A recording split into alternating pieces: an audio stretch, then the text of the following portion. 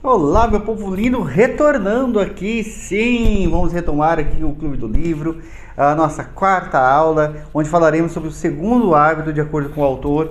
Para quem não lembra que livro que é, vamos retomar os 7 hábitos das pessoas altamente eficazes, no qual eu já liberei o arquivo também para quem é assinante aí do Clube do Livro, ou para quem é aluno meu, né, que ganhou como bônus essa formação, essa expansão de consciência. Por que eu digo isso?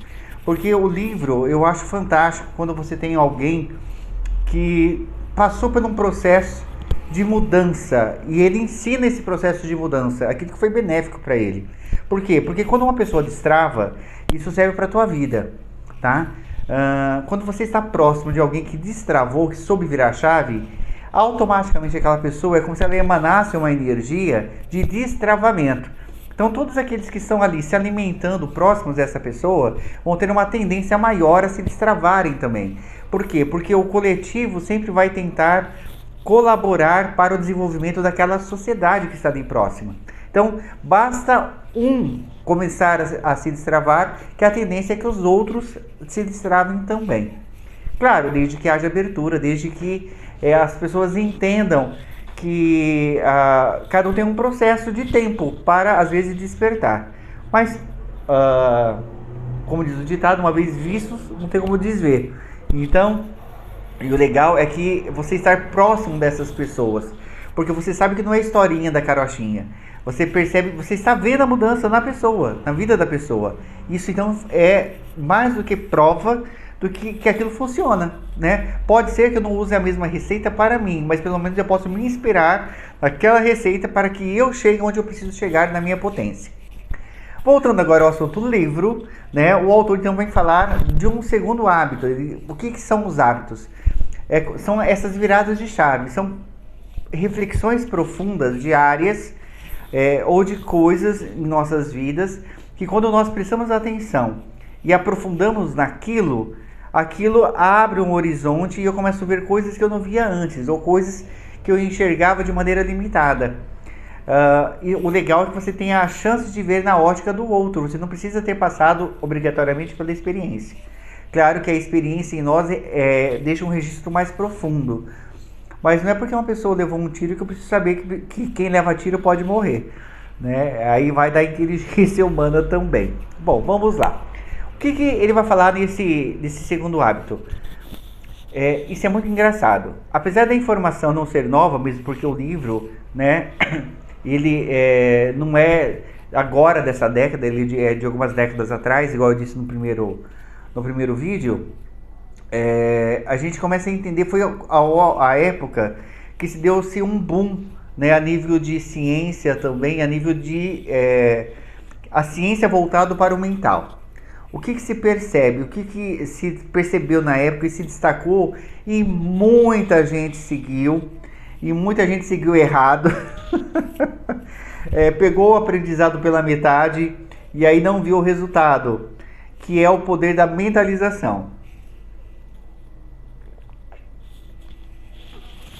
A gente vai aprofundar um pouquinho mais sobre isso, mas assim, o que vai dizer esse segundo hábito? Que tudo é criado duas vezes. Absolutamente tudo é criado duas vezes. Como assim criado duas vezes, Kleber? Então, por exemplo, eu estou com uma tesoura aqui na mão. Essa tesoura, para ser feita, ela foi criada duas vezes. Primeiramente, mentalmente, alguém imaginou, alguém teve a ideia, alguém teve a inspiração. Depois, ela trouxe isso para a realidade, para a materialização. Certo? Então, se tudo é um processo dúbio, tudo é feito duas vezes, por que às vezes o que é criado não se... Como que eu posso dizer? Eu penso numa coisa, mas na hora que eu crio não é exatamente aquilo que eu tinha pensado. Por que tem às vezes esse disparate? Primeiramente porque no campo das ideias cabe-se tudo, correto? Não tem nenhum tipo de preconceito. A gente vai ajustando, a hora que a gente vai transformando o que é mental em físico, que vão começar a aparecer as limitações do físico. E aí pode ser que aquilo que eu projetei, na hora que eu for materializar, não chegue do jeito que eu quero. E aí vai começar uma discussão enorme agora entre os teóricos sobre se o problema está no jeito que eu crio, porque se tudo é energia, a energia ela é extremamente mutável e ela é possível ser dada de qualquer tipo de forma, por que cargas d'água nós não conseguimos projetar da mesma forma que imaginamos? Né? Será que não é uma limitação nossa, uma descrença nossa? Aí começa essa discussão. Mas o autor não vai para esse mérito de discussão. Ele vai partir do seguinte pressuposto. Se você tem o poder de criar qualquer coisa a nível mental, quer dizer que você tem possibilidade de materializar também qualquer coisa. O problema está na matriz que cria, certo? E não aqui na hora da materialização. Como assim? Porque se eu crio de acordo com as minhas bases. E as minhas bases é o quê? As minhas crenças, os meus valores, a minha essência. Se eu não tenho clareza sobre isso, eu não chego nisso. Então, quando eu falo assim, quando as pessoas falam, por exemplo, materialização do dinheiro fácil, da riqueza, da prosperidade, que você deve ser próspero, deve tomar cuidado com as palavras que você diz, que a gente cria primeiro a nível mental, isso é real. Mas não para aí. Se a minha matriz não for corrigida, os meus pensamentos, minha forma de criar, minha forma de ver a vida, isso aqui nunca vai acontecer. Por quê? Porque não é possível chegar lá? Não. Porque o que aqui está programado para criar é diferente do que aquilo que eu quero que seja materializado. Não tem a mesma capacidade, digamos assim. Então o que eu devo fazer? Eu devo tomar cuidado com essa primeira área, a área matriz, a área que cria. Tá? E até é bem interessante. Ele vai trazer dois papéis que eu achei muito interessante. Ele vai falar sobre o líder e sobre o gerenciador. O líder pessoal e o gerenciador, aquele que gerencia. Cara, para mim foi muito surpresa, porque a ideia que eu tinha de líder, na verdade, não era exatamente de liderança. Na hora vendo a explicação dele, porque me fez total sentido. Quem que é o líder e quem que é o gerenciador? O líder é aquele que sabe para onde vai. Ele tem a visão, ele sabe exatamente onde ele está e para onde ele vai. Para, inclusive, direcionar as pessoas para irem para o lugar certo. Quem que é o gerente aquele que gerencia? É aquele que vai atrás dos recursos necessários para que eu chegue até onde o líder falou que eu tenho que chegar. Então vamos supor, o líder fala assim, olha, nós vamos para Campinas. O que o gerenciador vai fazer? Nós vamos, a gente pode ir de ônibus, pode ir de carro, a gente pode pegar essa estrada, pode pegar aquela estrada. E aí, no meio da execução do gerenciamento, o líder está atento para ver se não é feito desvio de rota, para garantir que nós cheguemos exatamente aonde traçamos e objetivamos a chegar. Isso é muito interessante, porque muitos de nós não têm liderado as próprias vidas, têm terceirizado essa liderança para outras pessoas. E aí começam-se os problemas. Então, por exemplo, pensem comigo, se eu não sei quem realmente eu sou, qual que é a minha missão aqui na Terra, qual que é a minha capacidade, qual que é o meu chamado, como que eu vou saber para onde que eu vou? Então, eu fico muito mais sujeito àquilo que as pessoas dizem para mim. Quem eu sou e o que eu devo fazer. Vocês concordam comigo? Então, por exemplo, o Kleber fala muito bem. O Kleber serve para ser professor. Mas vocês concordam comigo que a profissão professor não é uma exclusividade de quem fala bem? Porque não adianta a pessoa ter uma boa locução se ela não tem um gosto pelo estudo, pela leitura, para ser professor. Se ela não tem uma didática, se ela não tem um empenho. Então, quem fala bem poderia ser um locutor, tem tantas outras profissões que fazem uso da fala, poderia ser um filósofo. Então, é aí que está. As pessoas palpitam, mas o palpite só chega até nós como verdade quando não sabemos quem somos. Tá bem filosófico, né, o papo hoje, mas é necessário você ter esse entendimento. Por quê? Porque isso pode mudar a tua vida. Porque se você... olha que interessante. Por que que o Titanic afundou? Porque não tinha um líder? Não, ele tinha até um líder. Ele sabia que aonde ele estava e para onde ele queria ir, correto? Ah, então ele afundou por falta de gerenciamento? Não, o pessoal trabalhava pesado pondo aquela lenha para dentro, para o combustível, para o navio ir a plena velocidade. Então tinham, de certa maneira, recursos para chegar aonde era apontado para chegar. Aonde houve a falha? Houve na continuidade dessa liderança. Porque o líder não é só aquele que fala o objetivo final, mas é aquele que verifica durante o percurso se está indo para o rumo certo. E aí o que aconteceu? O líder, entre aspas, meio que adormeceu no meio do caminho. Quando se percebe então o problema do iceberg próximo, já estava próximo demais.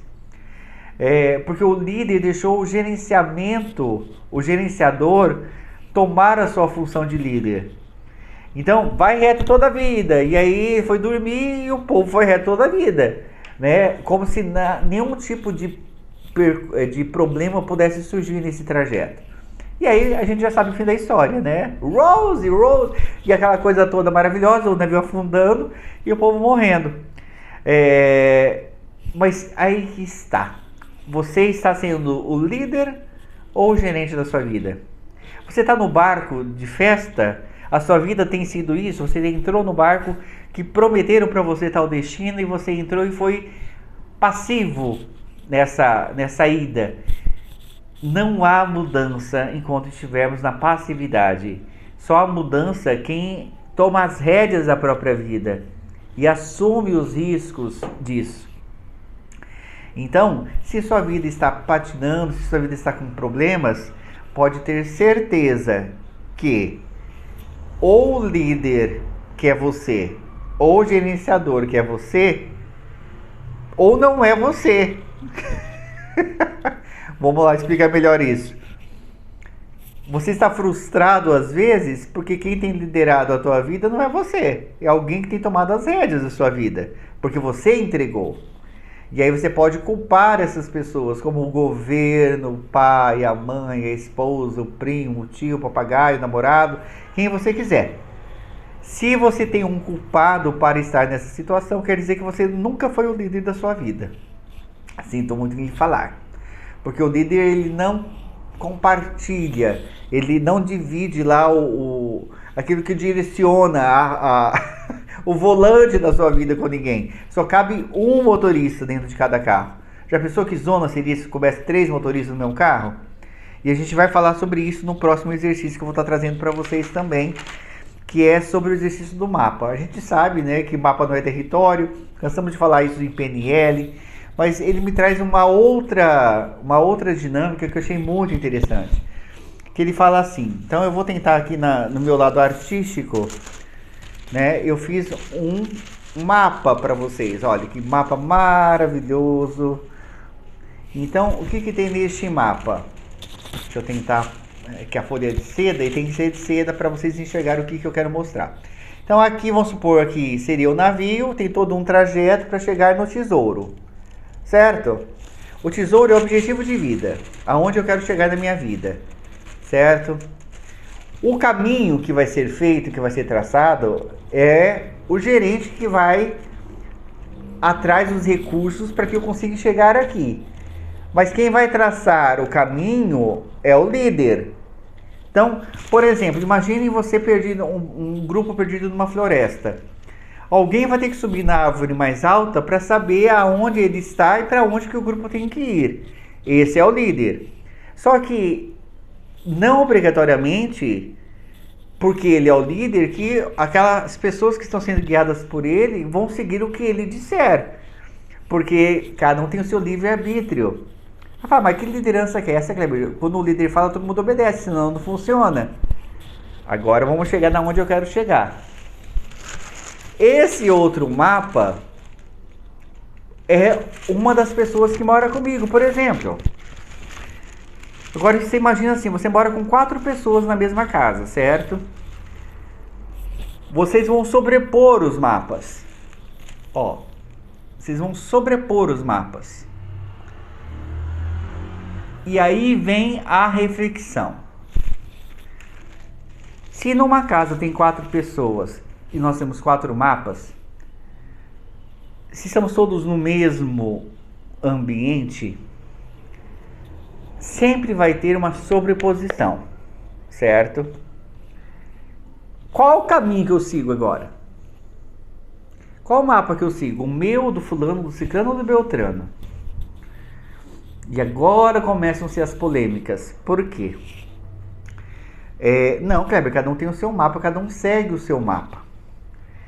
Isso é o lógico, isso seria o óbvio, mas nem sempre isso é o que acontece. E agora eu vou começar a entrar em várias áreas que podem criar insatisfação. Então segura a onda aí, ok? Primeira coisa, tem gente que abre mão do seu mapa para fazer o outro feliz. O outro feliz. Porque a sua vida às vezes é tão sem graça, então não, mas não é. Eu apoio o meu marido, Kleber. Eu apoio os meus filhos. E aí, eu não tem problema eu chegar depois no meu objetivo. E aí eu queria saber o seguinte, quem é essa pessoa, essa ninfa de Pégasus, que tem ali a ampulheta da vida dela, que sabe exatamente o tempo de vida que lhe resta, que lhe cabe? Porque uma pessoa que, para mim, deixa de viver em função de outra, ainda que sejam os filhos, ela está fugindo da vida. É aquela pessoa que o avião está caindo, as máscaras caem, e ela, na tentativa de salvar alguém, ela vai salvar o filho primeiro, e ela desmaia antes mesmo de pôr a máscara no rosto do filho, porque faltou oxigênio antes. Então, uma pessoa movida pela emoção, e essa emoção pode custar a própria vida. Quem quer salvar os filhos, dá o exemplo vivendo. Você quer dar um bom exemplo para os seus filhos? Viva de maneira digna, de maneira que ele veja a realização em você. E agora eu vou tocar em áreas bem profundas. Às vezes você abriu mão da sua vida por causa dos filhos. E aqui não cabe julgamento. Porque de repente houve um acordo entre você e o esposo. E olha, eu vou me dedicar aos filhos 100% nesse começo ou a vida inteira. E tá tudo ok, minha querida. Não sou eu aqui para julgar. Mas o que normalmente acontece que a gente vê?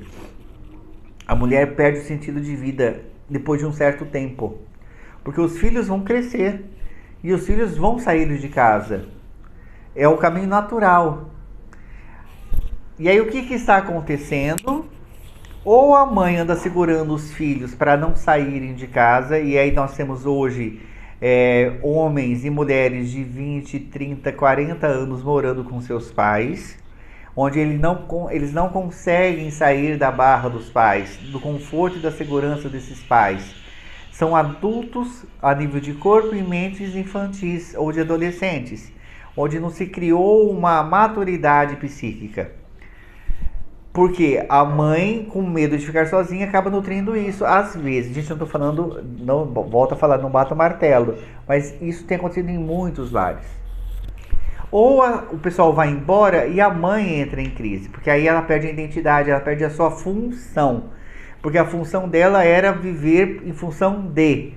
Ela não tinha vida, ela era apenas uma ponte entre os filhos e a vida. Então ela era só a ponte. Os filhos passaram pela ponte e ela ficou sem função. Certo? Porque ela abriu mão do mapa dela para viver o mapa dos filhos. E aí, o que acontece? Acontece que quando eu tenho um mapa em branco,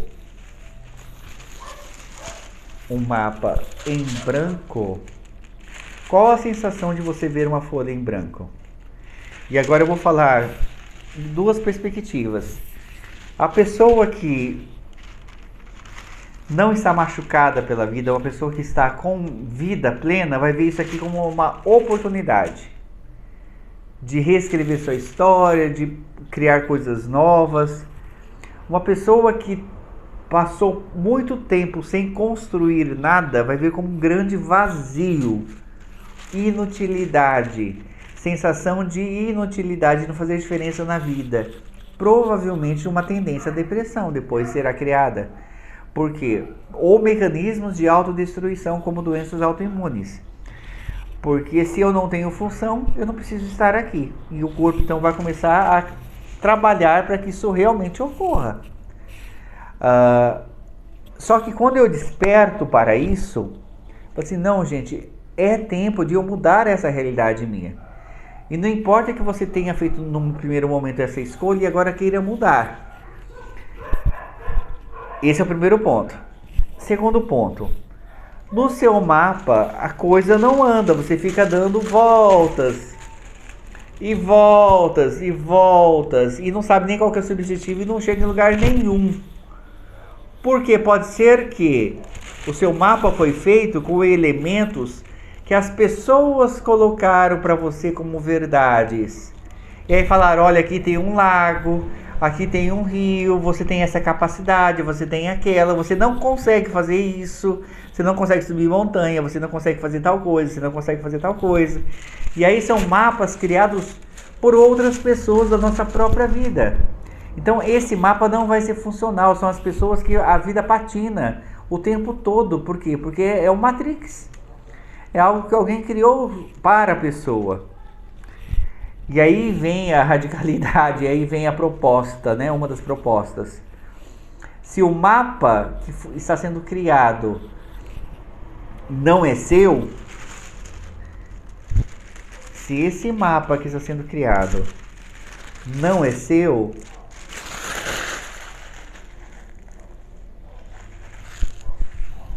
ache o seu mapa. Refaça o seu mapa. Porque enquanto você não fizer isso, você vai ficar patinando.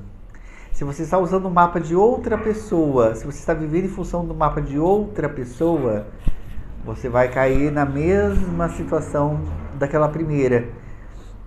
No caso da mãe que vive em função dos filhos. Isso serve... Eu estou falando de um núcleo familiar, mas poderia ser dentro de uma empresa, por exemplo. Eu estou lá na empresa, o objetivo meu era ser gerente da empresa, ou ser diretor da empresa. E nada caminha para isso, nada caminha para isso, nada caminha para isso. Porque de repente esse mapa não é o meu. Se ele está congelado, se ele não progride, pode ser que os elementos que foram colocados nele são as minhas crenças que colocaram que a vida tem que ser assim, assim, assim, para que dê certo. Eu tenho que ser funcionário público para ser feliz, para ter estabilidade. Eu tenho que ganhar X para ser feliz. Então, volto a falar. Esse mapa que você vive hoje da sua vida, você olhando para a sua vida, você vê progresso? Você sabe de onde você está e para onde você vai? Ou você pode sair perguntando, de quem que é esse mapa que eu estou vivendo, hein, gente? Porque não é possível que seja meu. Estou vivendo os sonhos de outras pessoas? Tem gente que está procurando tâmara em meio a laranjais. Não vai achar a tâmara no meio das laranjas. Por quê? Porque aquilo não faz parte da história da pessoa, daquilo que ela veio fazer. Por que ainda se insiste em mapas que não funcionam? E aí vem algumas possibilidades.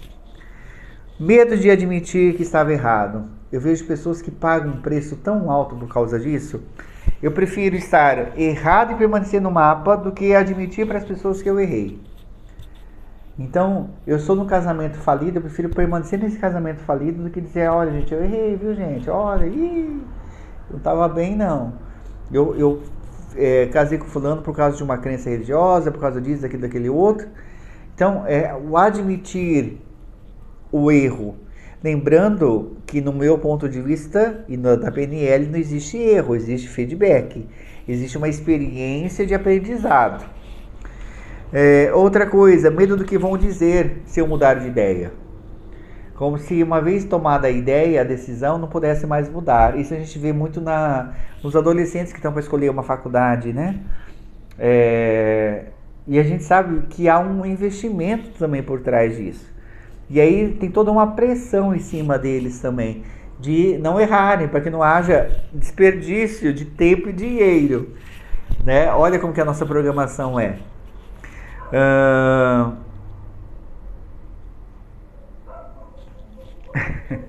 Porque se eu admitir que eu errei, eu vou estar reforçando o estereótipo de burro que minha família me dava pra mim lá na minha adolescência, quando eu era criança.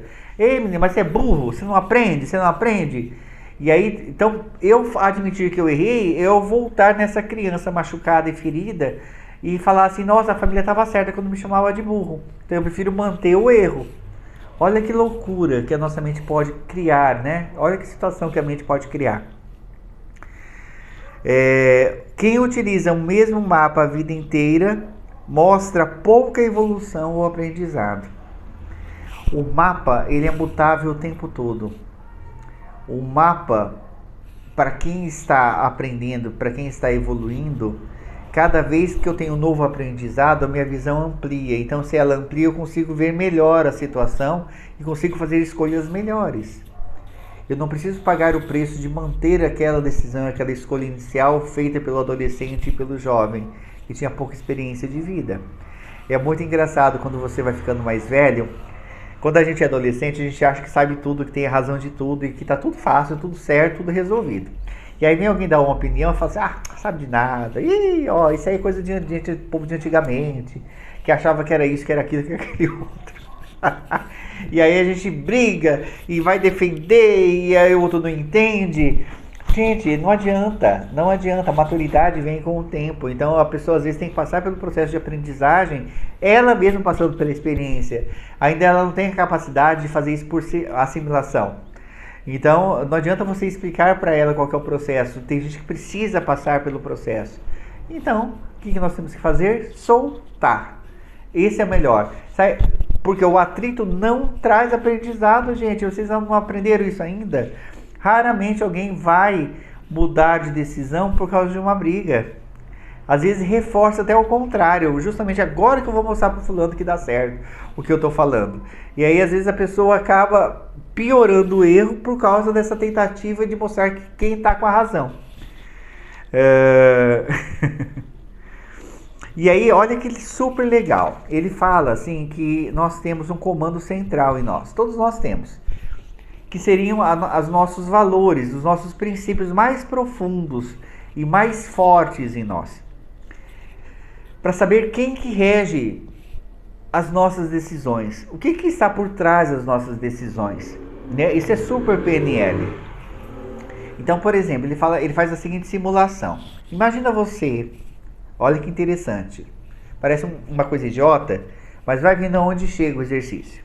Imagina você é casado. Então, vou falar do meu caso. Vamos supor que eu fosse casado. E aí eu combinasse com a minha esposa, olha, nós vamos ver uma ópera. Hoje é segunda-feira, na quarta-feira nós vamos ver uma ópera à noite, porque a esposa gosta, porque é um ambiente gostoso que todos nós gostamos, de aprendizado, de cultura, de chiqueza, lá. E todo mundo combinadíssimo, felicíssimo, certo? Na terça-feira à noite, eu recebo a notificação do meu chefe falando o seguinte: quarta noite todos são convocados a estarem aqui na empresa porque surgiu uma situação no qual eu preciso de todos os diretores e você é um dos diretores. E aí o autor faz a seguinte pergunta: qual decisão você tomaria e por quê? E aí ele começa a trazer algumas possibilidades, né? Então, por exemplo, uma das possibilidades era o quê? Era eu falar para esse meu diretor mor que eu não poderia ir porque eu já tinha um compromisso marcado que não caberia desmarcar. E aí começam-se a ver qual princípio que está predominando em você. O que está predominando em você? Primeiro ponto,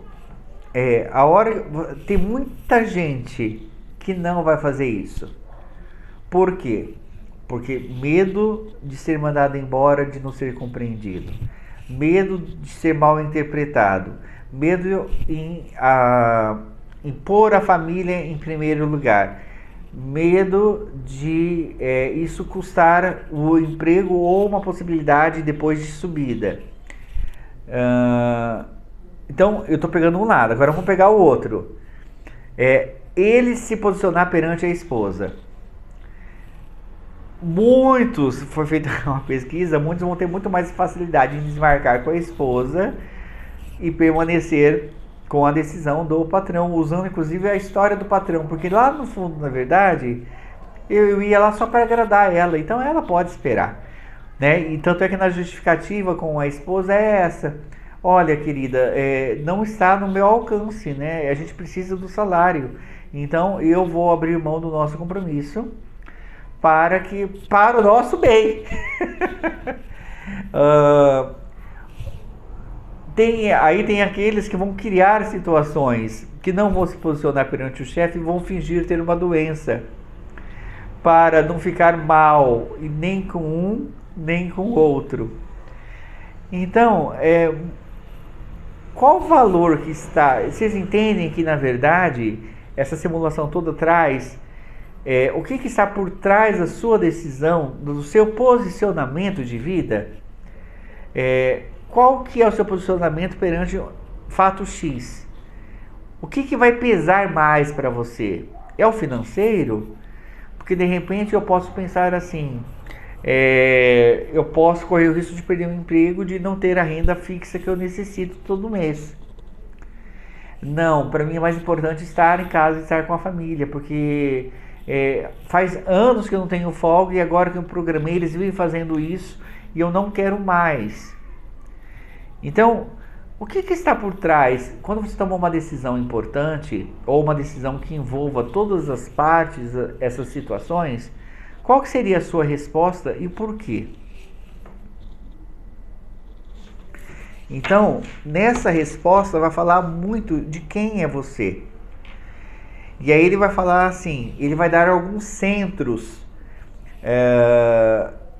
que seriam os princípios predominantes para aquela pessoa. Tem pessoas que o centro está no cônjuge, ou seja, quando se depende emocionalmente do outro para se tomar alguma decisão. Então é aquela pessoa normalmente que terceiriza a responsabilidade de decisões importantes para o cônjuge.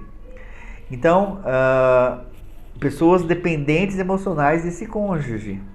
E aí alguns vão querer se justificar assim, não, mas o casamento só dá certo, Kleber, quando há essa partilha. Decisões importantes devem ser tomadas junto.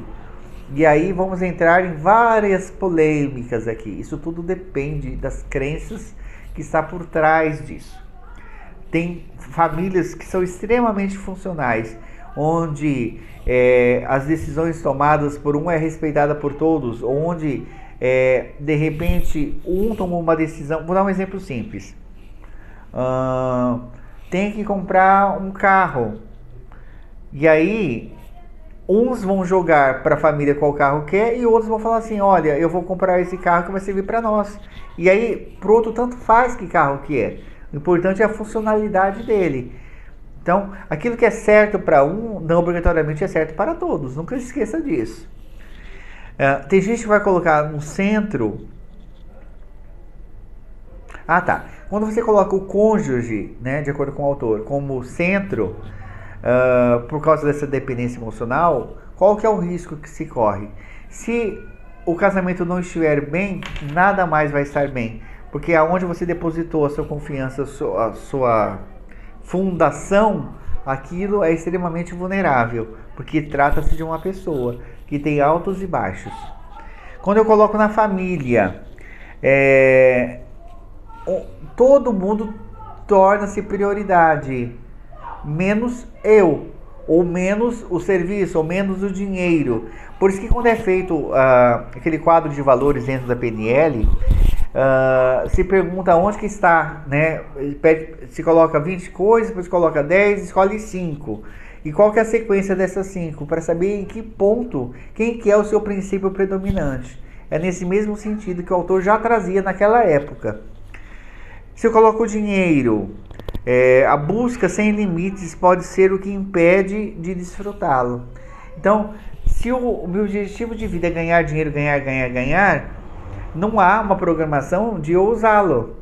Porque a programação é ganhar, é reter, é ter, é acumular. Ainda que eu não saiba o que eu faço com aquilo. Então, por isso que eu falo, a gente tem que prestar muita atenção, não é só no princípio. O princípio pode estar correto, mas ele pode não ser eficiente para mim se ele estiver em desequilíbrio. Aí eu vou lembrar de um personagem de uma novela X, que era da Tieta do Agreste, E aí tem uma história icônica que fala do pai dela que recebia todo mês uma mesada dessa personagem e ninguém sabia o que ele fazia com o dinheiro. E foram anos. E foi numa época no Brasil onde a moeda se trocava, sei lá, de 3, 6 meses. Volta e meia trocava a moeda. Por que eu estou falando isso? Porque quando ele morre, se abre o colchão, que era onde ele escondia o dinheiro, toda aquela fortuna não tinha valor algum mais, porque a moeda foi trocando, e ela já não tinha mais valor algum. Então, ou seja, guardou, mas não soube usufruir. Quando a prioridade é o trabalho, pode estar ligado a não querer ir para casa. Olha que interessante, às vezes o trabalho acaba virando uma fuga também. As coisas não estão boas em casa, ou eu não sou reconhecido em casa como alguém importante como eu sou aqui no serviço, onde a minha palavra prevalece. Estou dando alguns exemplos, ok? Quando é colocado nos bens como principal, necessidade de demonstrar poder, status, fama e riqueza. Às vezes essa busca pelo conforto pode estar camuflando uma necessidade de mostrar poder. Então eu tenho que ter o carro X, eu tenho que ter o sofá Y, eu tenho que ter a mesa de jantar Y duplo. Por quê? Porque isso na hora das fotos me mostra, olha como o Kleber está bem. E essa frase do Kleber está bem me traz uma certa tranquilidade, porque dentro de uma programação mental minha, é como se eu mostrasse para os meus pais que eu venci na vida, que era o meu objetivo de vida. Quando eu coloco no prazer, a busca constante faz parte da natureza. O problema é viver em função do prazer, que normalmente precisará ser intenso e cada vez mais excitante. Lógico que o corpo pede prazer o tempo todo. Prazer no comer, no viver, no transar, em várias áreas. Mas volta-se a falar, se eu vivo em função de, aquilo gera em mim um desequilíbrio e gera um vício. E aí qual que é o problema do vício? O vício é necessário cada vez mais para eu ter a mesma sensação de gozo, de alegria, de satisfação. Então, se, por exemplo, eu tive relação sexual uma vez e aquilo me trouxe um certo prazer, e eu começo a entrar num declínio, num desequilíbrio emocional, físico, psíquico, eu vou precisar de cada vez mais relações sexuais para sentir o mesmo prazer que eu tive tendo uma única relação sexual. Estou dando um exemplo aqui, absurdo, mas só para que haja a ilustração do que está sendo dito aqui. Quando a minha base são os amigos ou os inimigos. Por quê? Quando você não consegue fazer ou soltar alguma situação pela falta ou pela presença do melhor amigo ou inimigo. Exemplo parecido é o papel dos divorciados. Então vamos lá. Tudo que eu faço eu preciso de alguém para me dar apoio, é porque eu tenho o principal, né, esse princípio básico a minha força não está em mim, está em alguém que eu depositei essa força. E aí, esse seria o amigo, por exemplo. E o inimigo, como que ele funciona? Da mesma forma, só que é só para mim provar para o meu inimigo que eu venci, que eu ganhei. Então ele é a bola propulsora que faz com que eu rode e chegue onde eu quero chegar.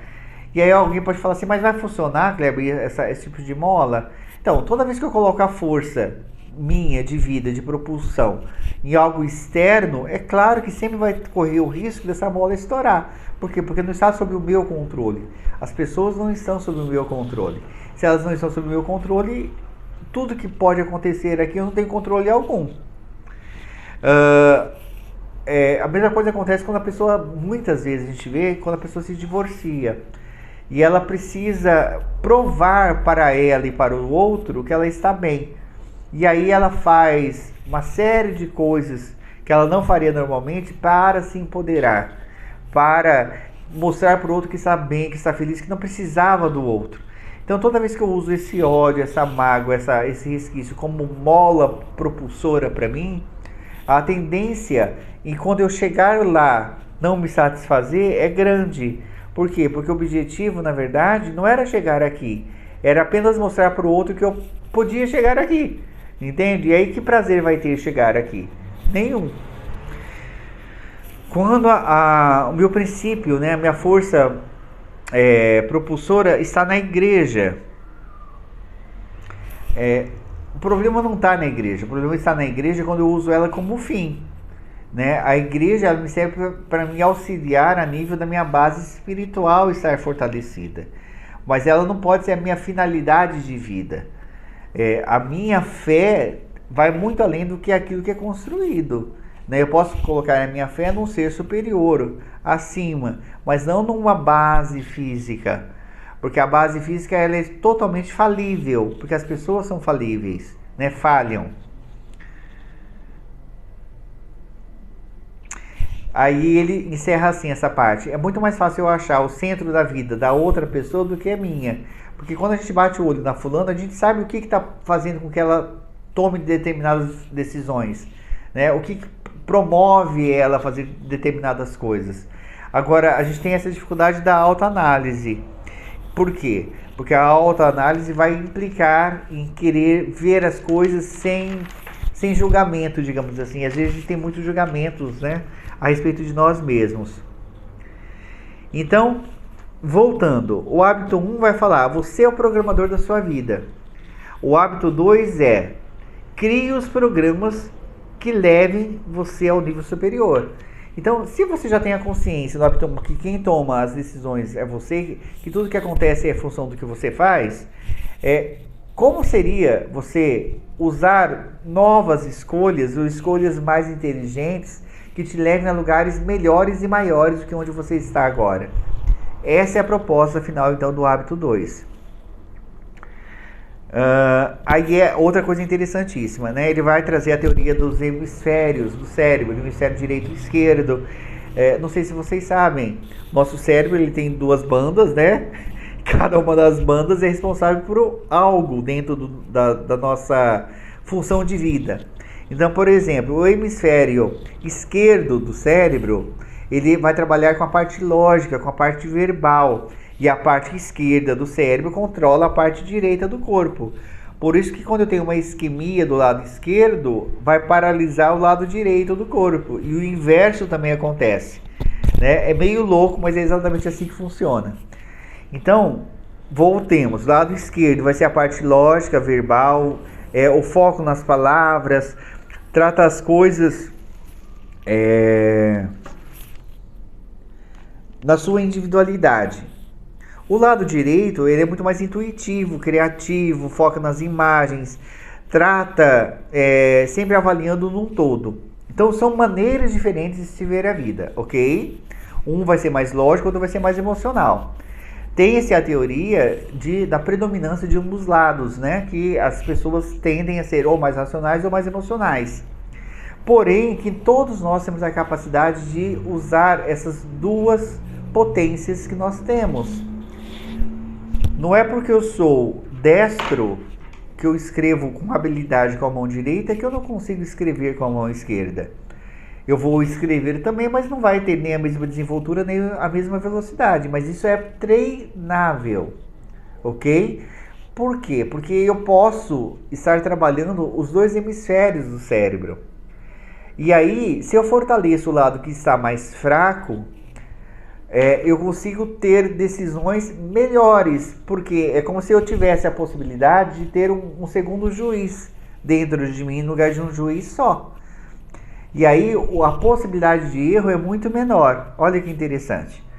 Então, às vezes, aquelas pessoas que são muito emocionais, como seria começar a fortalecer o lado racional, né? As suas atitudes racionais.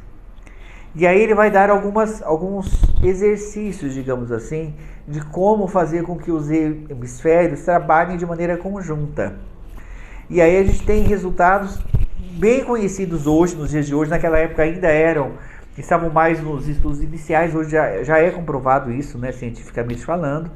E eu vou passar para vocês, para finalizar a aula, quais são esses exercícios, ok? Que ele aqui sugere. Então ele vai falar o seguinte: toda vez que você imagina algo de maneira bem vívida, bem real, que é o que a gente usa, né, na hipnose, por exemplo, a imagem, quanto mais colorida, se eu trouxer os sentidos para a imagem, cheiro, textura, temperatura, quanto mais real aquilo for para mim, a mente ela não é capaz de distinguir o que é verdade e o que não é. Uma vez vindo para o seu campo mental, para a sua tela mental, aquilo é real para ele. Se é real para a nossa mente, eu consigo manipular essa imagem, eu consigo reescrever a história, ressignificar aquela história. Por quê? Para a mente ela não sabe se é real ou se não é. Por isso que é possível remanipular aquilo que foi vivido. Eu trago isso à tona novamente, aquelas imagens, e dou um novo direcionamento para elas, certo? E aí ele usa uma técnica que a gente usa hoje na tanatologia, que é, o que se sabe hoje?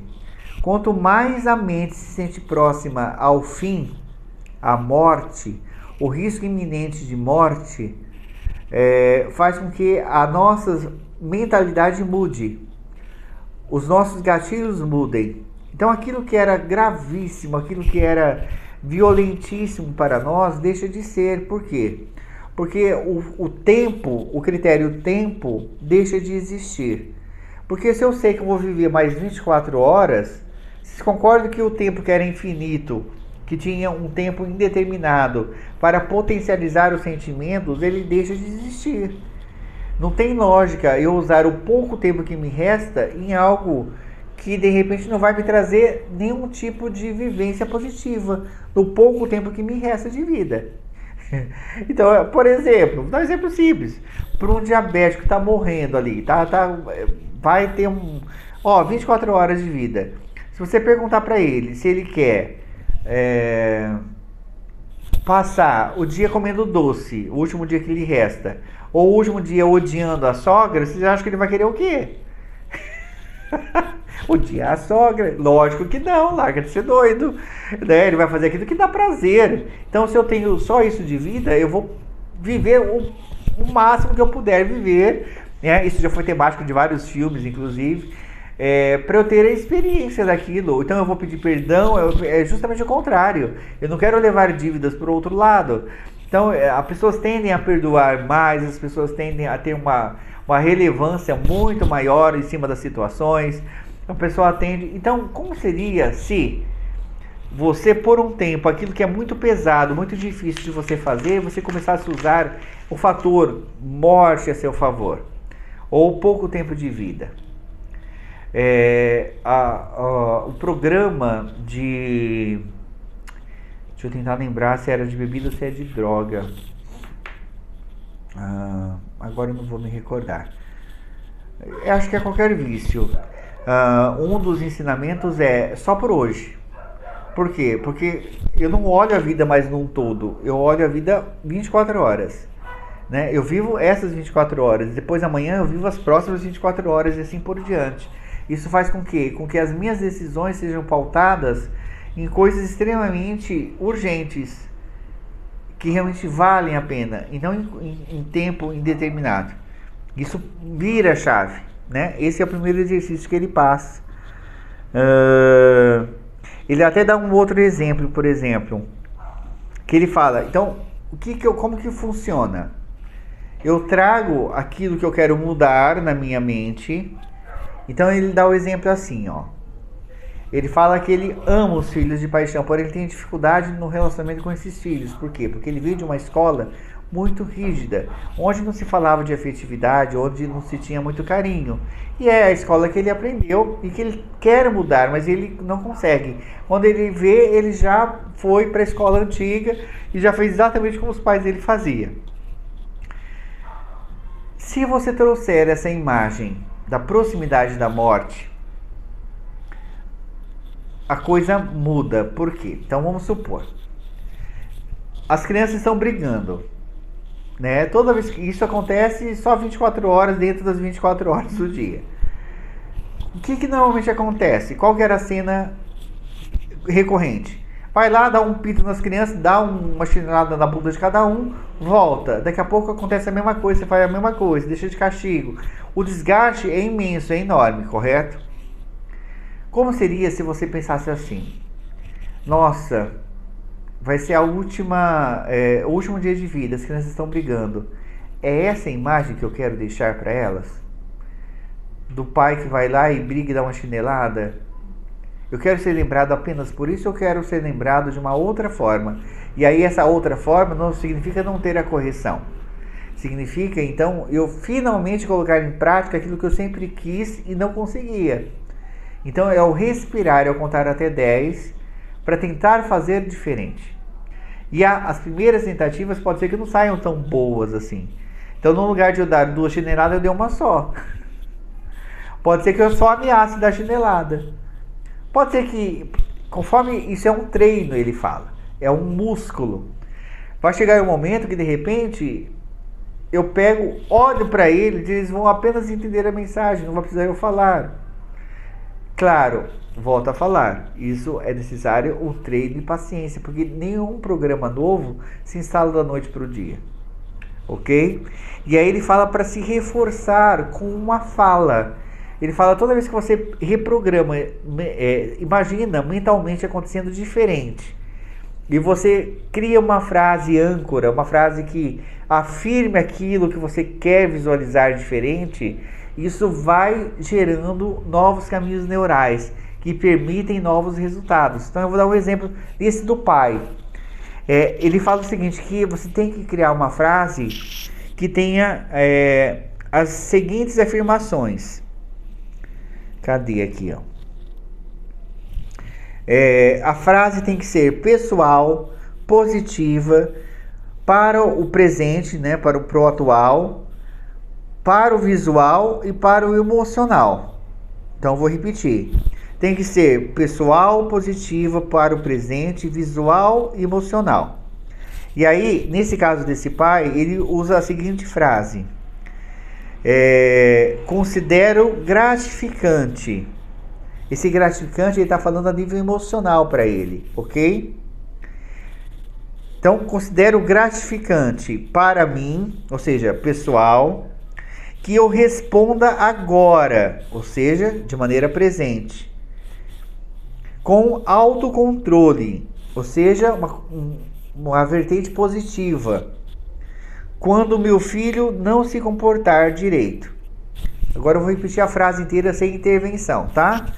Considero gratificante para mim que eu responda agora com autocontrole quando meu filho não se comportar direito. Por quê? Porque eu valorizo o quê? O ser pai. O meu sonho de ser pai agora está em primeiro lugar. Então, quando eu falo e penso. Para mim, ser pai é o que eu sempre quis. Que eu responda, então que eu faça esse papel de pai do jeito que eu sempre sonhei em fazer, com controle, com carinho, todas as vezes que eles não se comportarem direito. Isso vai virando um mantra. Começou a gritaria, mantra. Começou a gritaria, mantra. E aí eu vou para a execução, tentar fazer diferente do que eu fazia.